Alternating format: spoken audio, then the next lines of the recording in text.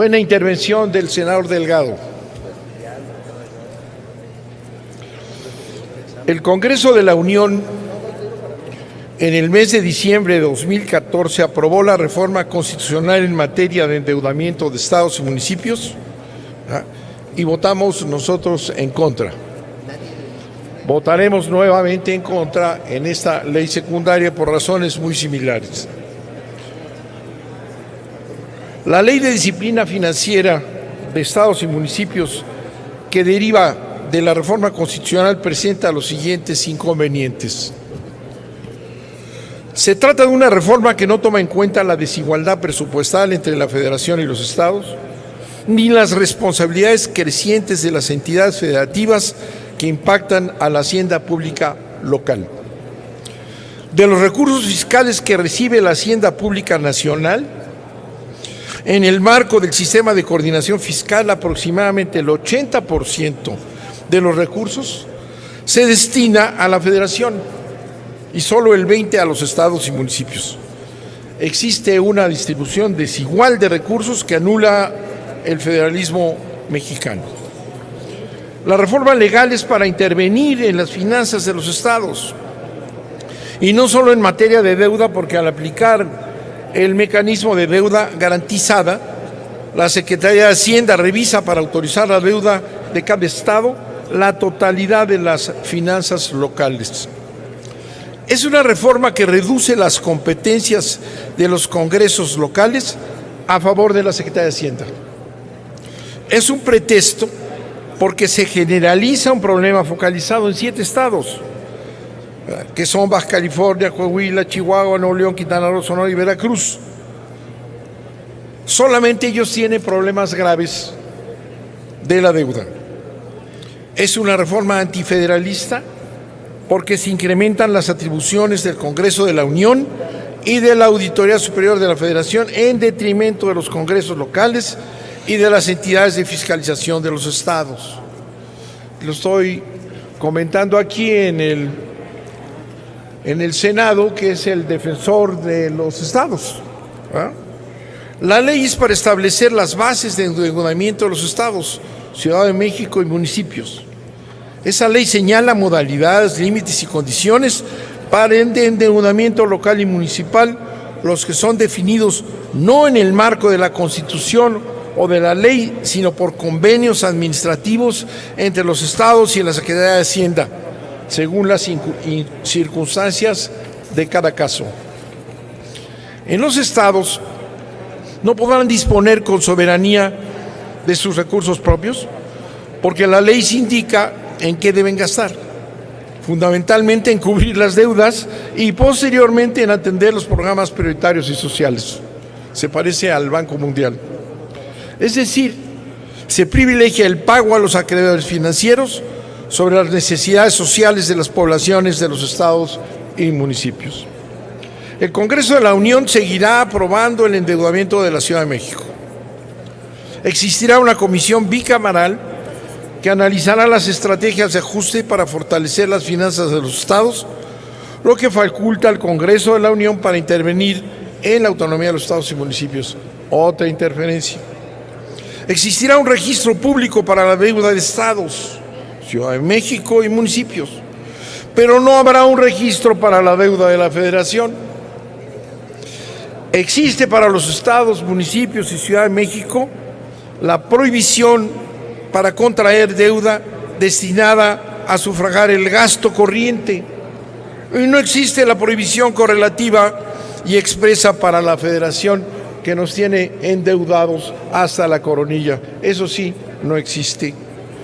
La Auditoría Superior de la Federación podrá fiscalizar recursos de los estados y municipios cuando los recursos provengan de empréstitos que cuenten con la garantía de la Federación.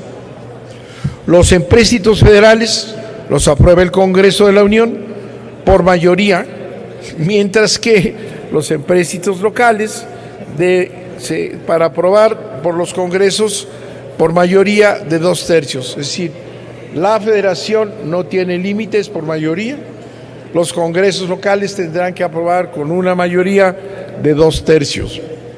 Se establecen limitaciones para la contratación de deuda de corto plazo para estados y municipios y no para la federación. Es una reforma que suprime el poder de las entidades federativas para planear soberanamente su desarrollo y de dirigirlo hacia la preservación y garantía del interés general. En caso de incumplimiento de los convenios entre la Secretaría de Hacienda y los estados y municipios deberán pagar el costo asociado a la garantía de la deuda. Se elimina el secreto bancario, financiero y bursátil, porque la Secretaría de Hacienda podrá conocer el manejo de las cuentas y con ello la administración total de las finanzas de estados y municipios. El gran problema de endeudamiento en el país es federal y no estatal y municipal. El endeudamiento federal es el más grande de la historia de México y sin ningún pudor vienen aquí a poner límites a los estados que son muy relativos, como veremos. El origen del desorden en la deuda focalizada en algunos estados y municipios de la República obedece a la inexistencia del principio de división de poderes al interior de los estados. Los congresos locales y las auditorías superiores de los estados están controladas, cooptadas y compradas por los ejecutivos locales. Los ejecutivos en estados y municipios con problema de deuda han hecho uso de instrumentos financieros, bursátiles, mecanismos de inversión, fideicomisos, asociaciones público-privadas, con el argumento de que no se trata de deuda pública. Aquí lo estuvieron defendiendo a Moreno Valle en la sesión anterior, diciendo que no era deuda pública lo que es deuda pública. Todo ello con el propósito de eludir la fiscalización de los congresos locales y de la sociedad en su conjunto, diré yo. Estos instrumentos son deuda pública por el solo hecho de pagarse con el presupuesto público. Los congresos locales, como están subordinados a los gobernadores, han sido cómplices y omisos en el ejercicio de sus competencias de control hacia el Ejecutivo local. Lo que ocurre también en la Federación, vía fibras y toda clase de financiamientos que ocultan, ¿verdad?, los bonos educativos y demás instrumentos que se crean para eludir la fiscalización del gobierno federal y la miopía de la Auditoría Superior. Pero también este Congreso no canta mal en relación con los congresos locales, ¿eh? Cuando decimos que los congresos locales están controlados por los ejecutivos, pues qué decir de este Congreso Federal, de este Senado de la República, que está controlado por Peña Nieto. Ya en la siguiente intervención nos iremos todavía más a fondo en este tema. Por lo anterior, votaremos en contra de esta ley por ser antifederalista, por reducir la soberanía de los congresos locales y por simular que se trata de problemas de deuda cuando el problema de fondo es constitucional y democrático, porque los congresos locales controlados por los gobernadores no realizan adecuadamente sus facultades de control y de fiscalización de las cuentas públicas. En lugar de esta ley, se debía fortalecer los congresos locales y los ayuntamientos, establecer que si el congreso local correspondiente no aprueba una cuenta pública, el gobernador o el alcalde deben ser destituidos de su cargo. En materia de sanciones es ridículo y repito, vamos a tener una segunda intervención en lo general en contra. Todo este asunto de la focalización ya lo discutimos cuando analizamos la reforma constitucional, les recuerdo, y dijimos, no es general, se aprovecha el asunto del escándalo de ciertos estados, ¿verdad?, para hacer un control absoluto y total del financiamiento de los estados en todo lo que puede significar. Y ya establecimos que además esos 7 estados que han tenido repercusión internacional, lo sabemos, y electoral actualmente, ¿verdad?, es corrupción. Ya analizamos, aquí Delgado decía bien que había que establecer quién de los bancos va a ofrecer y cuáles son las tasas, pero así no es, porque son los compinches. Ya hicimos la lista de las deudas en los bancos y vemos que son los mismos. Son los bancos de Hank y los que están controlados por el janquismo. Entonces no es una cuestión que se les olvide, ¿verdad?, analizar qué banco va a prestar, porque son negocios privados, porque es corrupción.